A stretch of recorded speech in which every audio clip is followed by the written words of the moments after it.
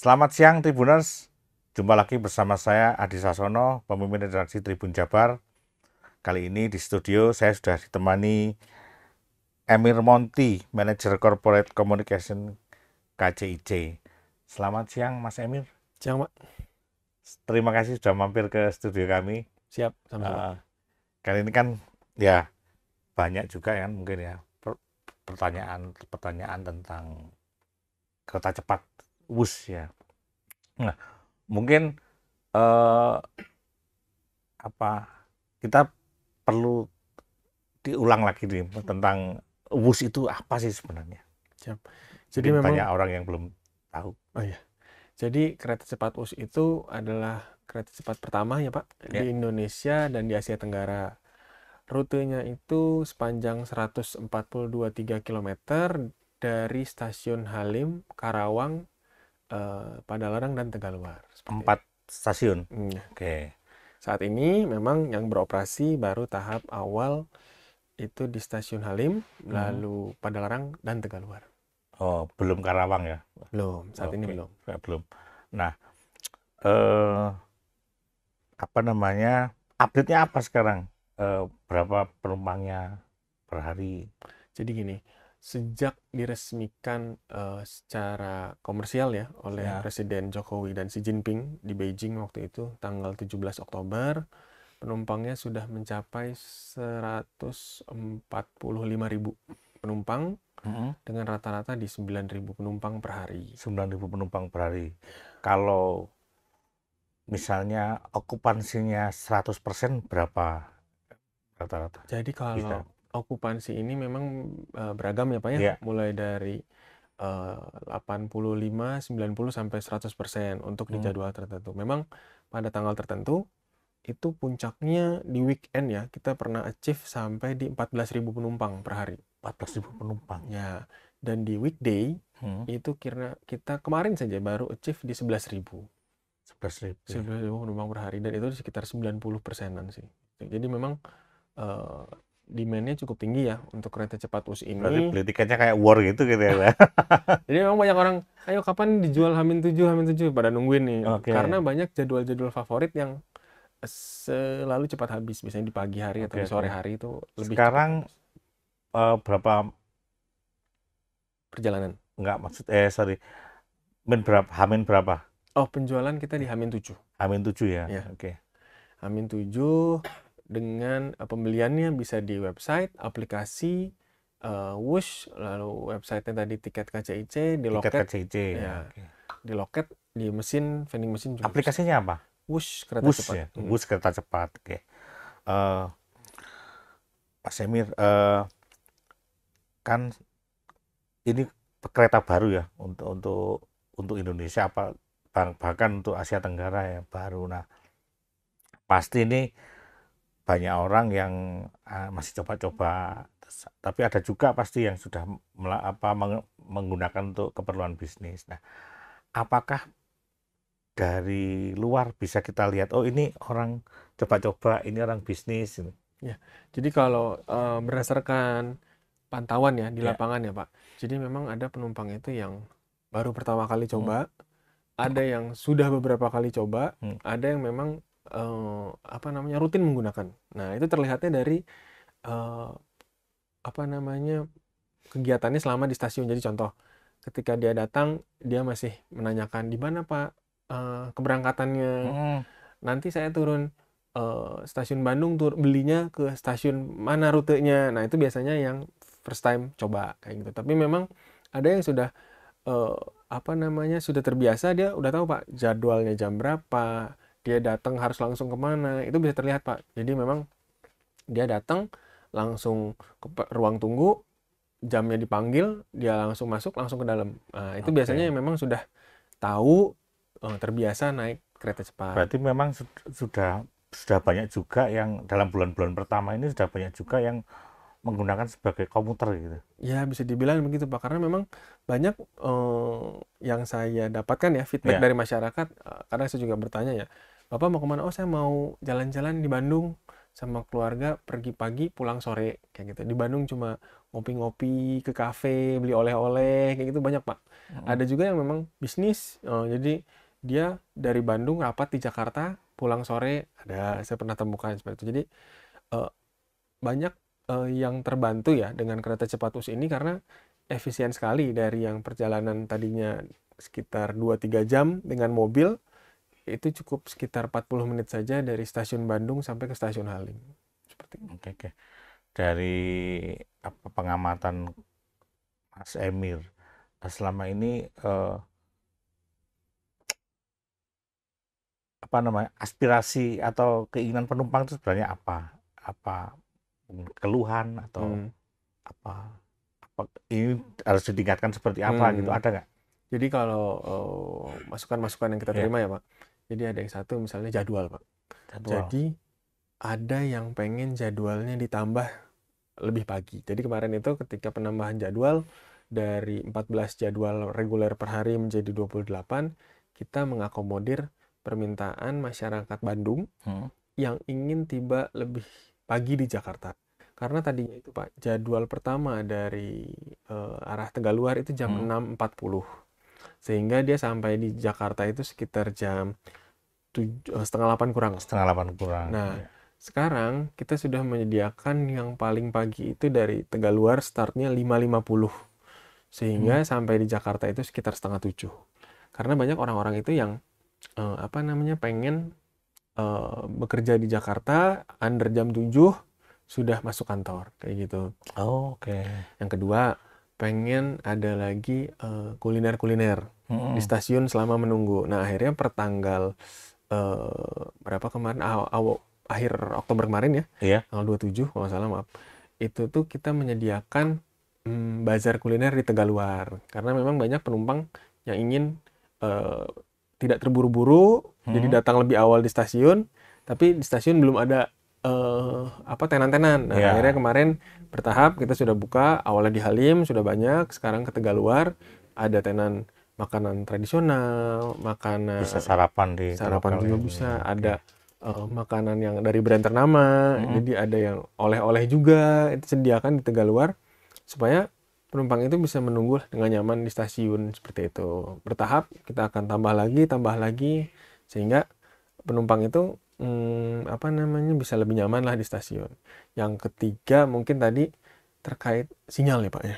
Nah, ada masukan-masukan yang kami terima bahwa ketika di perjalanan belum mendapatkan sinyal yang cukup baik lah selama seluruh perjalanan. Jadi ketika di awal itu sinyalnya bagus, di tengah-tengah. Nah, ini kita lagi terus komunikasi Pak dengan provider internet, telekomunikasi untuk membantu menyediakan jaringan WiFi selama dalam perjalanan. Jadi komunikasi tetap bisa berjalan mulus selama dalam perjalanan kereta cepat WUS. Ya meskipun setengah jam ya, tetapi kalau lost contact agak berat itu untuk pebisnis misalnya ya. Itu memang jadi perhatian kami juga sih, Pak. Oke.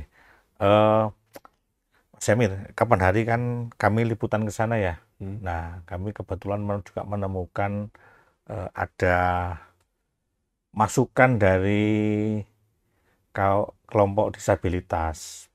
Di sana agak kurang nyaman nih, misalnya mereka harus gendong atau apa. Apakah akan ada perbaikan di situ, Bang? Jadi memang gini, Pak. Ketika di stasiun, itu saya pastikan flow-nya nyaman ya, Pak ya. Dari datang sudah ada, kita memiliki fasilitas kursi roda bagi yang membutuhkan, tapi yang sudah memiliki sendiri, kita bisa mengarahkan ke peron, ada gate yang khusus lebih lebar, ada elevator di setiap bangunan dan peronnya, jadi nggak perlu lewat tangga sama sekali. Nah, ketika di keretanya, itu memang kita bisa mengantarkan masuk ke dalam, lalu memang sampai dalam, kursi rodanya itu nggak selebar, nggak bisa sampai dalam, nah itu harus diangkat. Tapi kursi khusus disabilitas itu memang posisinya di paling ujung. Sehingga jadi, aksesnya nggak terlalu jauh ya. Jadi memang untuk memindahkannya jika harus diangkat itu sangat dekat kayak gitu. Memang by design kita sediakan kursi disabilitas itu paling ujung di dekat sambungan supaya aksesnya paling pertama masuk atau paling pertama keluar. Ntar berarti tetap ada petugas untuk Ada. membantu tuh. Jadi memang petugas kita sudah dilatih untuk menangani yang namanya istilah di kami key passenger. Key passenger itu kunci. Penumpang kunci itu mulai dari lansia, orang sakit, disabilitas. Kalau di tempat lain priority gitu. Ya, istilahnya kita key passenger atau penumpang prioritas ya. Yeah.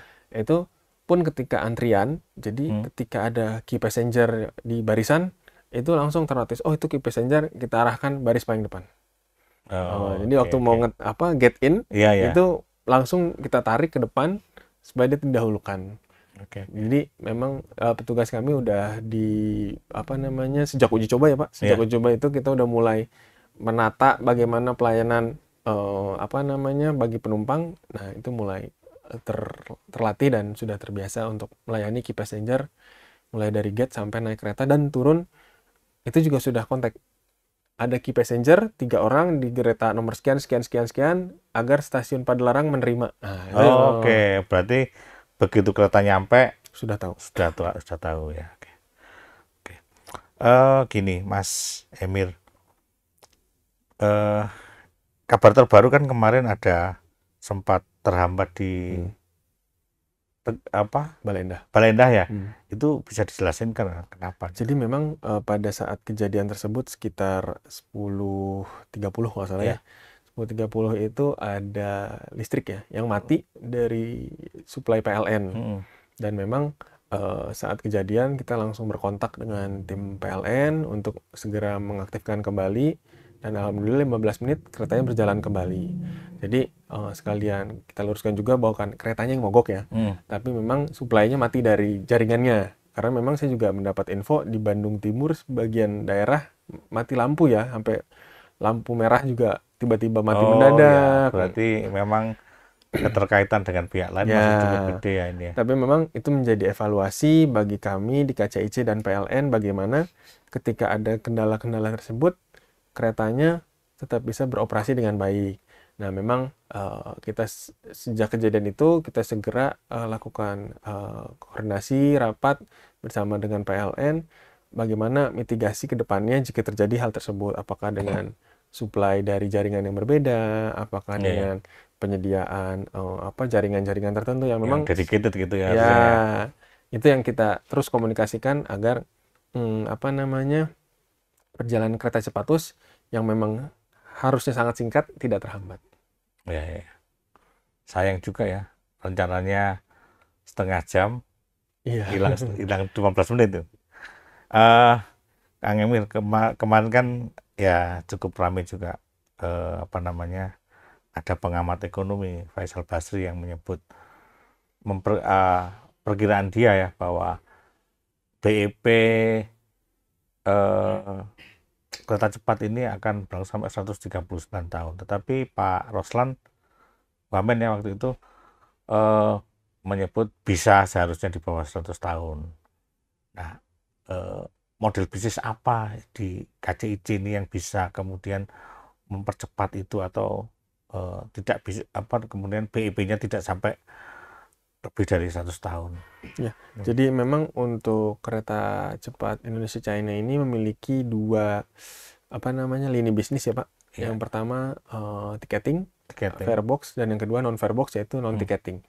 Jadi yang untuk tiketing memang kita tahu itu pendapatannya dari penjualan tiket dari kereta cepat Wus. Yang kedua adalah non tiketing. Non tiketing ini adalah pendapatan dari pengusahaan aset yang dimiliki. Misalnya pengembangan kawasan TOD di sekitar stasiun, apakah membangun hotel, mall, apartemen, lalu penyewaan tenan di stasiun, ada gerai-gerai atau space di area waiting hall, lalu juga penyewaan lahan parkir dengan mitra, kemudian naming rights, penamaan stasiun, lalu ada juga pengusahaan di jalur seperti untuk penggunaan fiber optik ditanam di jalur kita, itu memungkinkan. Jadi telco bisa menyewa ini ya. Jadi memang itu hal-hal yang kita upayakan sehingga untuk meningkatkan pendapatan perusahaan seperti itu.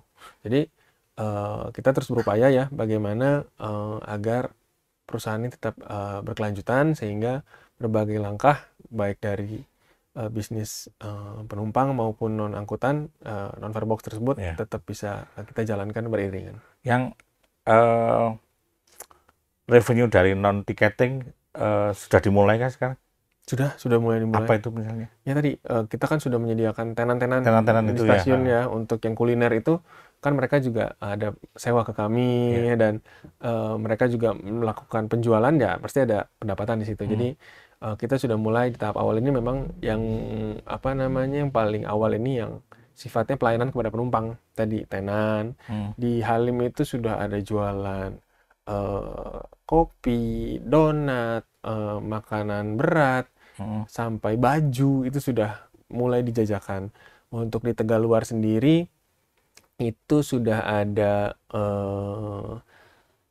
siomay, makanan daerah, keripik, cakwe, lalu ada oleh-oleh khas Bandung, ada minuman. Jadi sudah cukup beragam yang memang itu bagian dari kami dalam hal peningkatan pelayanan kepada penumpang dan juga usaha kami dalam mencari pendapatan dari non farebox. Sekarang kan masih promo ya? Betul. Masih promo sampai akhir November. Sampai akhir November. Nah, setelah akhir November gimana? Ya, jadi untuk saat ini tarif yang kami sediakan adalah 150.000 ya untuk kelas premium ekonomi, dan itu mendapatkan promo sampai dengan akhir November. Akhir November. Nah, setelah akhir November kita akan lihat nih Pak, bagaimana demand penumpang sejauh ini, sehingga untuk kita menentukan strategi setelah November. Apakah kita menentukan tarifnya langsung berapa, untuk di jam yang mana, itu akan dibahas lebih lanjut berdasarkan evaluasi menjelang berakhirnya masa promo. Berarti bisa jadi dalam setiap jam itu tidak sama nantinya ya? Bisa. Karena memang kereta cepat US ini sifatnya kan komersial Pak, bukan bersubsidi. Sehingga KCIC dalam hal ini berhak menentukan bagaimana sistem tarifannya, apakah dynamic pricing, dalam rangka menyusun strategi-strategi yang menyesuaikan dengan demand dan supply-nya. Tetap ada batas atas, batas bawah nggak? Sejauh ini sih kita masih diskusikan ya, dengan di internal ya. Pasti ada batasan-batasan ya, karena menyesuaikan dengan kemampuan di penumpang juga. Jadi kita pasti akan memberikan tarif yang selayaknya sih, seperti itu. Atau bisa jadi misalnya kelas, ada berapa kelas kan? Ada first class, business class, dan premium ekonomi. Nah, itu beda tarifnya gimana sekarang? Kalau saat ini memang yang premium ekonomi itu tarif promonya di 150.000, sudah gratis juga dengan ke Afeeder ya. Yang kedua juga business class itu saat ini di 450, dan first class di 600. Atau bisa jadi nanti first class-nya bisa bertambah ya, kuotanya gitu kira-kira ya. Kalau first class di dalam setiap perjalanan itu ada 18 kursi. Nah, kalau business class itu di 28 kursi dan premium ekonomi di 555. Nah, nanti setelah masa promo kita kalkulasi kembali bagaimana sistem pentarifan yang paling ideal bagi penumpang dalam perjalanan di bulan Desember. Jadi sekarang ada berapa perjalanan sehari? Jadi saat ini sejak tanggal 1 November kita sudah kita akan menjalankan ya? Di 28 perjalanan per hari dengan rincian 14 dari Halim, 14 dari Tegaluar. Paling pagi jam? Kalau paling pagi untuk dari Tegaluar itu jam 5.50 untuk hari Senin sampai Kamis. Untuk Jumat itu jam 6.40.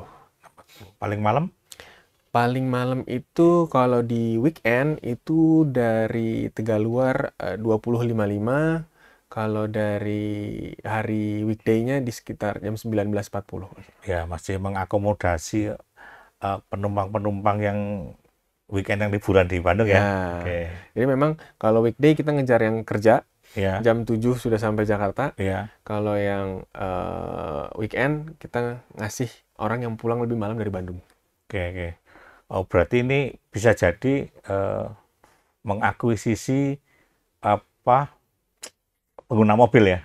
Ya, jadi memang seperti yang pantauan di kami di lapangan ya, memang banyak orang-orang itu yang pada awalnya itu baru menggunakan kereta cepat. Jadi memang sebelumnya mungkin belum pernah terbiasa menggunakan transportasi umum. Iya, iya. Jadi harapannya sih memang itu memindahkan ya, sesuai kebijakan pemerintah, memindahkan orang dari penggunaan mobil pribadi Iya. ke transportasi umum sesuai harapan pemerintah. Karena memang dengan mereka naik Wush, dia berangkat dari Halim, lalu turun di Padalarang, lanjut kereta feeder, cuma berpindah peron sampai Bandung, dia bisa naik angkutan umum ataupun angkutan Online ya. online, sehingga misalnya ketika dia jalan-jalan dia nggak usah mikirin lagi parkir di mana, Pak. Kalau ke tengah kota masih bisa pakai feeder ya. Ya, jadi ke Oke. stasiun Bandung dan Cimahi bisa turun pakai feeder karena memang itu sudah saat ini digratiskan ya Iya. bagi para penumpang kereta cepat Wush kayak gitu.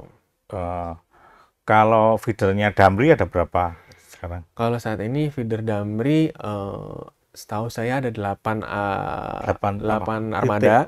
8 armada. 8 armada dengan rute itu yang saat ini menuju stasiun Bandung dari Tegaluar, melalui rute ke stasiun Aljabar, Masjid Aljabar, Oh ya, lalu oke. dia melalui stasiun Gede Bage, lalu ke arah Kiara Condong, lalu ke arah TSM, lalu ke alun-alun, Pasar Baru, semua Jadi dilewati. titik-titik penting kota Bandung dilewati feeder Damri ya. Ya, Oke. jadi dan finish di stasiun Bandung itu kalau nggak salah harganya di 15.000, perjalanan total itu maksimal 1 jam. Jadi memang bagi yang penumpang di turun Tegaluar, kita ada 2 pengumpan, ada feeder Damri tadi, ada yang feeder dari Sumarekon, itu dia menuju ke perumahan Sumarekon. Ada juga taksi Bluebird kita sediakan, lalu ada juga taksi online. Dan untuk dari stasiun stasiun Padalarang itu ada feedernya berupa KA feeder yang direct Padalarang, Cimahi, Bandung. Tapi dia juga bisa masyarakat kalau mau turun di Padalarang bisa langsung beli tiket untuk ke Garut, naik KA lokal Garut, komuter lain Garut ya. Mau ke Cicalengka, ke Ranca Ekek, itu bisa karena stasiunnya juga terkoneksi dengan KA komuter yang selama ini beroperasi di wilayah Bandung Raya. Oke. Jadi nanti sebenarnya dengan ketatnya jadwal itu, akses-akses dari luar kota Bandung itu masih terakomodasi ya, kalau misalnya untuk ke Jakarta gitu ya. Ya karena dengan banyaknya jadwal tentu makin banyak pilihan ya bagi orang yang misalnya dia datangnya mendadak ke stasiun, ketika habis di jam yang terdekat, jam selanjutnya tidak terlalu jauh. Oke. Ya kalau memang sekarang kan masih di sekitar 1,5 sampai 2 jam ya jadwalnya. Jadi ketika demand-nya sangat tinggi dan habis, orang itu agak jauh jadwal selanjutnya. Jadi nantinya dengan jadwal yang cukup rapat, harusnya lebih banyak permohonan penumpang yang dapat kita akomodir. Kalau kapasitas kapasitas 100% misalnya itu jadwal bisa berapa lama sekali? Jadi 30 menit? ketika nanti kita operasikan secara maksimal itu kita di 68 perjalanan per hari. 68 perjalanan per hari. Itu 34 berarti ya. 34 dari Tegaluar, 34 dari Halim. Itu jam operasionalnya dari jam 5 pagi sampai jam 11 malam. Di mana di jam sibuk itu pagi itu sekitar 20 sampai 30 menit sekali. Siangnya sekitar 1 jam, lalu di sore sampai malam hari itu sama, di 20-30 menit sekali. Itu sekali jalan bisa 600. Ya sekarang aja stasiun Halim ya, memang yang paling besar itu kan di Halim ya, penumpang itu dari Halim itu setiap jadwal itu sekitar 550 itu ada, 550 naik, jadwal satunya turun 550, jadi flow-nya juga udah kita atur supaya nggak chaos lah di stasiun. Jadi penumpang yang turun lewat sini, penumpang yang naik lewat sini. Jadi tidak ada tuh penumpang turun dan naik itu ketemu, nggak mungkin. Karena by design itu udah dipecah. Ya oke. Berarti ini kan akan mengubah kebiasaan orang berkomputer gitu ya. Bisa ya. Iya. Karena sering juga saya Pak melihat ada penumpang yang memang berangkat pagi pulang sore, ada yang kerja di Bandung kerja di Jakarta tinggal di Bandung, yang memang memanfaatkan WUS ini semaksimal mungkin, karena memang bagi orang-orang tertentu ya, mereka lebih butuh waktunya, Pak. Waktu yang Ya, berharga gitu ya. beli waktu kita ya, Iya. beli waktu. Jadi mungkin harga nomor sekian, Ya, tapi waktu itu nggak bisa dinilai lagi. Iya. Jadi sangat berharga gitu. Jadi ya melihat dengan penumpang yang sejauh ini naik, ya memang yang dikejar itu waktu, Pak. Gitu. Mungkin ada ya yang masih karena masa promo ya, tapi memang nilai yang sangat berharganya itu dari kehadiran kereta cepat WUS ini ya di 30-40 menitnya ini. 30-40 ya memang apa perbedaannya sangat jauh ya kalau kita lihat yang reguler ya. Berarti ini pun juga menjawab pertanyaan banyak orang terkait dengan eksistensi Argo Parahyangan gitu. Gimana tuh? Kalau memang kami di KCIC menargetkannya ya, kita mengalihkan orang dari pengguna jalan raya ke transportasi umum berupa kereta cepat. Ya. Karena kami juga melihat bahwa yang kita sasar pengguna jalan raya karena apa? Karena kalau dibandingkan dengan Argo Parahyangan itu segmennya yang berbeda. Karena apa? Dari sisi start keberangkatan mereka kereta api Argo Parahyangan dari stasiun Gambir, tentu itu sama di tengah kota ya. Iya, betul. Sedangkan kalau Halim kan di Jakarta Timur. Iya. Nah, itu identik dengan penumpang yang menggunakan mobil dari arah Cawang. Nah, itu udah pinggiran mau ke arah Bekasi, itu kan udah areanya tol ya. Nah, itu yang kita coba sasar. Lalu di Argo Parahyangan juga yang ditonjolkan kan keindahan alam, sehingga ada kereta panoramik yang untuk menikmati suasana alam bumi Parahyangan yang indah, berkelok-kelok, lembah, gunung, itu makanya segmennya ke sana. Sedangkan di kami yang diunggulkan itu adalah kecepatannya. Jadi memang segmennya cukup berbeda, sehingga kita fokus ke yang pengguna jalan raya yang memang faktanya banyak orang-orang yang naik kereta cepat WUS itu juga yang tadi saya bilang baru pertama kali mencoba. Jadi belum tahu cara baca jadwal, belum tahu cara mencetak tiket, kayak gitu-gitu. Jadi di tahap-tahap awal itu kita temui saat masa uji coba gratis yang hampir 2 bulan itu namanya apa? Banyak orang yang cara pakai tiket, cara mencari peron, cara membaca nomor kursi itu ya memang kelihatannya bukan pengguna transportasi umum yang terbiasa. Jadi kita yang terus edukasi. Jadi harapannya kereta api cepat WUS ini sama kereta api reguler tetap beriringan. Berarti kan memang secara umum prosedur di KCIC itu sama atau mirip dengan transportasi umum lainnya ya kan ya. Kurang lebih sama, karena kalau yang di kami berbeda ini, Pak. Di kami itu penjualan terakhir itu 30 menit, Pak, sebelum jadwal.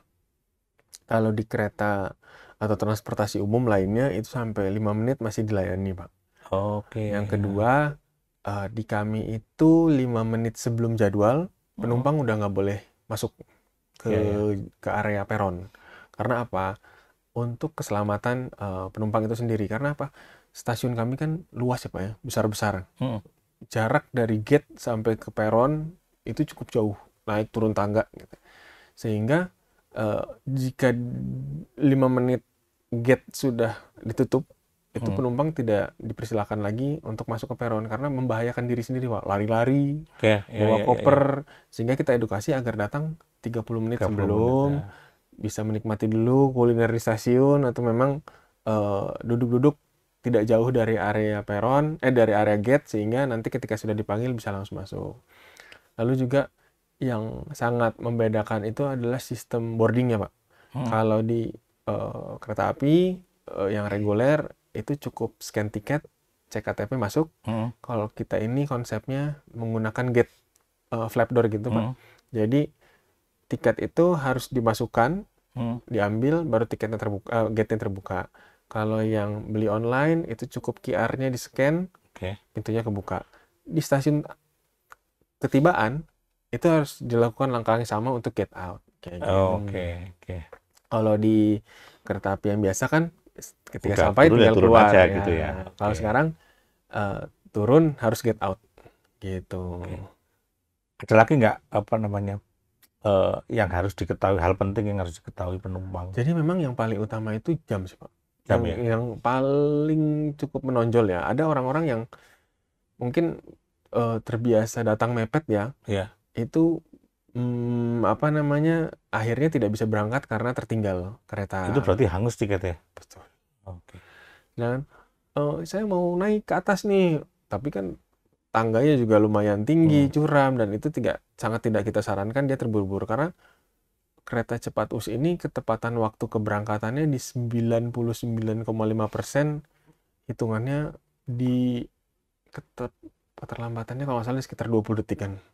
Oh, Hitungan 20 detik sih. Di 20-30 detik lupa saya kalau rata-rata ya, Pak ya. iya. Di ketepatan waktu keberangkatan itu 99,5% dengan di 20 detik kalau nggak salah kelambatannya. Itu dioperasikan manual atau Manual. manual itu Manual. Oke. Ada masinisnya. Nah, jadi tidak bisa keretanya menunggu penumpang. Ya. Karena 2 menit sebelum kereta berjalan, Iya, itu ini pintu keretanya udah nutup, Pak. bukan buat penumpang lelet ini. Ya, jadi benar-benar itu yang sangat Iya. penting. Penumpang diharapkan hadir 30 menit sebelum jadwal keberangkatan, karena 5 menit sebelum keberangkatan boarding ditutup Oke. dan tidak boleh naik. Memang ada yang waktu itu memaksa naik, tapi ya sampai atas pada akhirnya ketinggalan juga karena sangat effort untuk stasiun kita ini memang desain besar-besar. Jadi apa namanya, curam juga kalau lari-lari tangga kan, kayak gitu bahaya. Jadi itu keterlambatan dihindari. Kemudian bagi apa namanya penumpang yang naik kereta cepat US juga disarankan pesan jauh-jauh hari, baik melalui aplikasi atau apa di loket juga bisa. H-7 ya sekarang tetap ya. H-7. Karena memang pada masa promo ini untuk rute-rute tertentu itu sangat cepat habisnya, Pak. Jadi apa namanya sampai kita nambah lagi jadwal karena memang demand-nya masih sangat tinggi ya, baik yang tadi Bapak bilang mau coba, mau yang traveling, itu ya kita sarankan beli jauh-jauh hari sih, Pak. Kalau diperkirakan masa coba-coba ini orang-orang sampai kapan ini ya? Ya harapannya sih yang apa namanya, yang coba-coba nggak pernah habis gitu ya. Ya coba-coba sih pasti ada terus ya, Pak Pasti ya. ada terus ya. Tapi lama-kelamaan kan akan terbentuk sendiri. Ini loh penumpang kita yang rutin pakai, nah kayak gitu. Ada yang daily pakainya, ada yang weekend pakainya, kayak gitu-gitu ya. Ya mungkin di beberapa bulan ke depan setelah masa promo kita bisa lihat sih. Bisa terbentuk, kita sudah kelihatan polanya ya. Ya, karena sekarang kan masih grace ya, Pak. Tadi kita resmikan berbayar itu di 17 Oktober. Tarifnya juga masih promo. Jadi ya masih silahkan lah masyarakat kita mengenalkan nih apa nih kereta cepat US. Lama-lama kan sudah pakai, coba, suka, pakai lagi, memperkenalkan ke orang lain ya. Flow-nya kan seperti itu. Oke. Kalau sampai ke Surabaya kapan? Ya. Jadi memang kalau berdasarkan apa namanya pemberitaan ya, pemerintah Indonesia sudah memulai studi ya untuk pembangunan kereta cepat dari Bandung ke Surabaya. Namun memang saat ini masih di apa namanya pemerintah. Kami dari KCIC tentu mendukung ya kebijakan itu dalam rangka menghadirkan layanan kereta kecepatan tinggi ke lebih banyak wilayah. Jadi saat ini memang kami juga masih menunggu ya dari KCIC bagaimana kebijakan pemerintah ke depannya. Tentu kita mendukung sih, Pak. Karena saat ini masih di pemerintah gitu. Pertanyaan terakhir nih, Mas Emir. Untuk penumpang Bandung, ya penumpang Bandung Jakarta, ya pembaca apa ini untuk Tribuners lah ya, apa yang ingin disampaikan? Ya, jadi kalau buat para penumpang di wilayah Bandung, lalu Padalarang, Tegaluar kan itu ya Pak, 3 yang di wilayah Jawa Barat. Ya harapannya bisa memanfaatkan kereta cepat WUS untuk beraktivitas di Jakarta. Karena banyak juga saya temui ya Pak, penumpang ini dari Bandung, kalau dari Jakarta ke Bandung kan jelas mau kuliner di Bandung gitu ya. Kalau harapannya Bandung itu yang ke Jakarta bisa satu, dia ini kuliah di Bandung, tinggal di Jakarta bisa. Kerja di Jakarta tinggal di Bandung itu profil-profil penumpang yang saya amati ya Pak ya dari Bandung. Ada yang juga mau jalan-jalan di Jakarta. Saya nemu yang mau kemana Pak? Mau ke pusat grosir Cililitan, Ngeborong, ada. Mau ke Tanah Abang, ada. Kayak gitu. Jadi harapannya semakin banyak warga Bandung yang juga menggunakan kereta cepat WUS untuk beraktivitas di Jakarta, terutama bisnis. Karena Jakarta kan pusat bisnisnya. Jadi harapannya kalau bisnis itu kan setiap hari ya Pak ya. Jadi pergerakannya lebih banyak bisa lebih banyak sebenarnya. Kalau liburan biasanya Sabtu Minggu. Tapi kalau bisnis itu kan setiap hari rentangnya. Nah itu harapannya bisa menggunakan kereta cepat WUS karena sangat efisien seperti itu. Waktu juga cuma sekitar 40 menit maksimal kalau dari stasiun Bandung, Padalarang ke Halim, dan itu sangat menghemat waktu sehingga lebih nyaman aja sih. Sampai di Halimnya bisa ada angkutan umum angkutan online juga udah ada titiknya. Jadi feeder ke Gambir ada juga. Nah, jadi untuk di Halim itu ada beberapa angkutan Pak yang kita sediakan. Ada LRT Jabodebek, itu bisa sampai ke Sudirman. Itu stasiunnya satu kawasan Pak, tinggal jalan. Yang kedua ada bus Transjakarta, itu dari arah stasiun Halim ke arah BNN, Cawang, nanti bisa connecting ke jalur semuanya. Ada juga nanti ada Damri ke berbagai wilayah akan disediakan.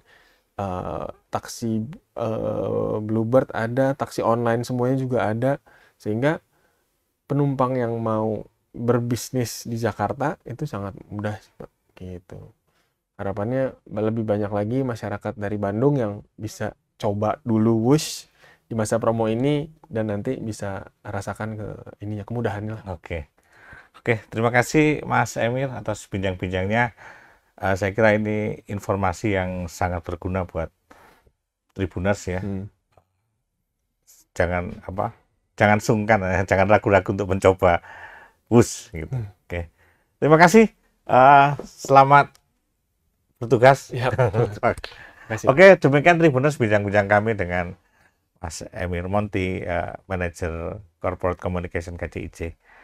Kita akan bertemu lagi dalam wawancara khusus, tentu saja dengan tokoh dengan narasumber yang tidak kalah menarik. Terima kasih. Salam.